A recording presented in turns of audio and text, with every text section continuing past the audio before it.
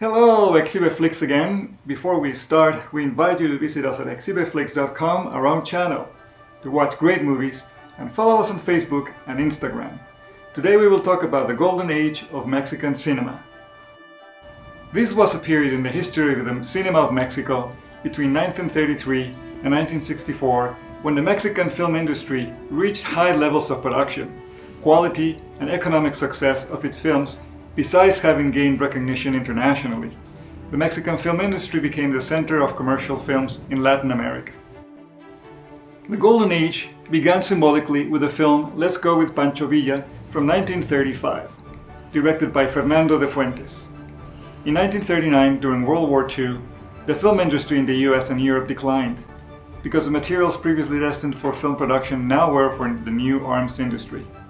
Many countries began to focus on making films about war, leaving an opportunity for Mexico to produce commercial films for the Mexican and Latin American markets. This cultural environment favored the emergence of a new generation of directors and actors, considered to date icons in Mexico. In 1939, Europe and the United States participated in World War II, and the film industries of these regions were severely affected.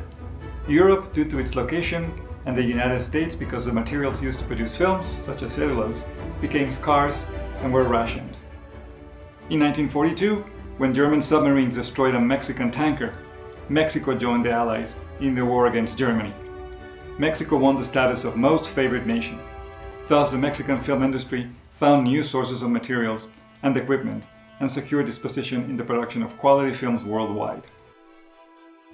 Since the beginning of talkies in Mexico, some films like Santa from 1931, directed by Antonio Moreno, and The Woman of the Port, 1934, directed by Arcadi Boitier, were a huge blockbuster that showed that Mexico had the equipment and talent needed to sustain a strong film industry. One of the first blockbusters was the film Allá en el Rancho Grande by Fernando de Fuentes, which became the first classic of Mexican cinema. This film is referred to as the initiator of the Mexican film industry. In the early 1940s began the emergence of great Mexican film studios settled in Mexico City. They began to support the mass production of films. Amongst the most important ones are Plaza Films, Filmex, Films Mundiales, Películas Rodríguez, and Producciones Mier y Brooks, among others. Mexican cinema continued to produce works of superb quality and began to explore other genres such as comedy, romance, and musical. In 1943, the film Wildflower brought together a team comprising the filmmaker Emilio Fernandez, the photographer Gabriel Figueroa, the actor Pedro Armendáriz, and actress Dolores del Rio.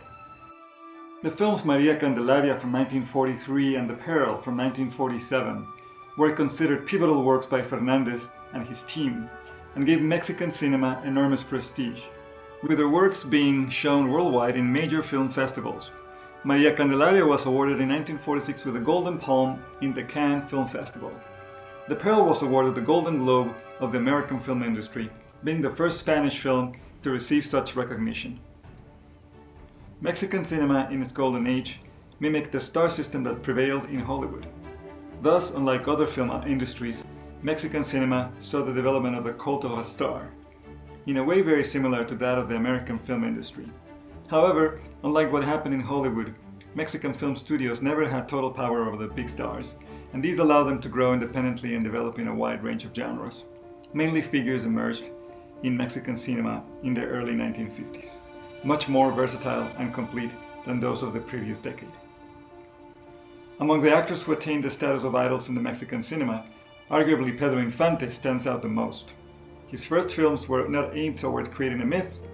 The result of his meeting with the director Ismael Rodriguez in the film Nosotros los Pobres from 1947 served to consolidate the figure of Infante within the mythology of Mexican cinema. For many, Infante represented what every Mexican should be: a dutiful son, an unconditional friend, a romantic lover. In the extensive gallery of stars of Mexican cinema, Pedro Infante is the only one who could unify public sentiment. His popularity has continued to grow as new generations are born. His figure remains the most important in Mexican cinema. Another one of the early mass idols in Mexican cinema was Jorge Negrete. In addition to his role as an actor, Negrete was also a prominent singer and one of the leading representatives of Mexican ranchera music. Negrete was one of the highest grossing actors of Latin American cinema, during almost the entire decade of the 40s. His premature death led to collective mourning in Mexico.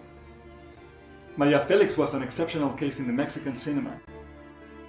A woman of a stunning physical beauty and strong personality who immediately dominated the roles as a femme fatale in Mexican movies. Before the success of María Félix, women were in supporting roles, self-sacrificing mothers, submissive girlfriends. Based on the success of Félix, more movies with female themes began to be made. The film Doña Bárbara from 1943 began the myth of María Félix as La Doña. The unique real personality of María merged with her on-screen personality, leading to one of the most fascinating myths of the seventh art. Her legend was forged without her lifting a finger. The imagination of the people did all the work. One of the faces that captivated the audiences was Pedro Armendáriz. Although he did not have any indigenous roots whatsoever, Armendáriz managed to embody the Mexican essence better than any other actor in Mexico. This shared appreciation from historians, critics, colleagues, and admirers is based significantly on the characters that the actor starred as under the direction of Emilio Fernández. Later, Armendáriz dabbled in Hollywood and some European countries. Mario Moreno Cantinflas was a comedian and mime who emerged from the popular theater. He achieved great popularity in the cinema with his portrayal of the character Cantinflas, a charismatic poor man, a friendly neighbor, with quite a peculiar speech. The character of Cantinflas was to Mario Moreno as the tramp was to Charles Chaplin. But unlike Chaplin, Cantinflas based his character on joy rather than melancholy. His characters were always exhilaratingly funny. Cantinflas enjoyed remarkable success. As Mexico was the main film industry in the Spanish-speaking countries, its industry attracted other important figures from other Hispanic film industries.